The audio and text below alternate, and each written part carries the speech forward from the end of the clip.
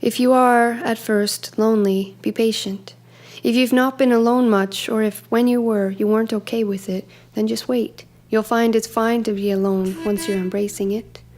We could start with the acceptable places, the bathroom, the coffee shop, the library, where you can stall and read the paper, where you can get your caffeine fix and sit and stay there, where you can browse the stacks and smell the books. You're not supposed to talk much anyway, so it's safe there. There's also the gym. If you're shy, you can hang out with yourself in mirrors. You could put headphones in. And there's public transportation, because we all gotta go places. And there's prayer and meditation. No one will think less if you're hanging with your breath, seeking peace and salvation. Start simple.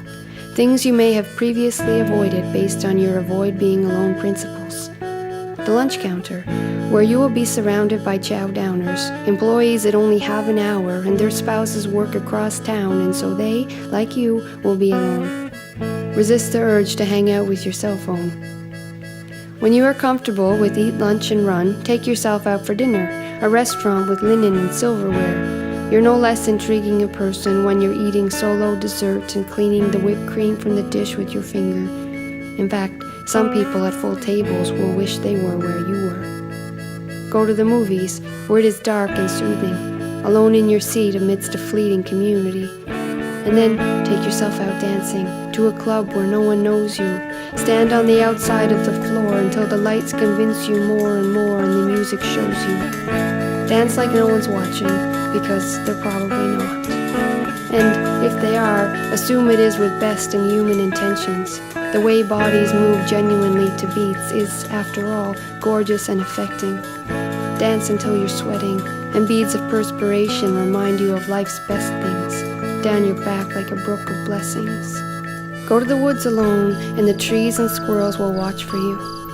Go to an unfamiliar city, roam the streets, there are always statues to talk to, and benches made for sitting give strangers a shared existence, if only for a minute, and these moments can be so uplifting, and the conversations you get in by sitting alone on benches might have never happened had you not been there by yourself. Society is afraid of alone, though, like lonely hearts are wasting away in basements, like people must have problems if, after a while, nobody is dating them. But lonely is a freedom that breathes easy and weightless, and lonely is healing if you make it. You could stand swathed by groups and mobs, or hold hands with your partner. Look both further and farther in the endless quest for company. But no one's in your head, and by the time you translate your thoughts, some essence of them may be lost, or perhaps it is just kept. Perhaps in the interest of loving oneself. Perhaps all those sappy slogans from preschool over to high school's groaning were tokens for holding the lonely at bay. 'Cause if you're happy in your head, then solitude is blessed and alone is okay. It's okay if no one believes like you. All experience is unique. No one has the same synapses, can't think like you. For this, be relieved. Keeps things interesting, life's magic things in reach. And it doesn't mean you aren't connected. The community's not present. Just take the perspective you get from being one person in one head and feel the effects of it. Take silence and respect it. If you have an art that needs a practice, stop neglecting it.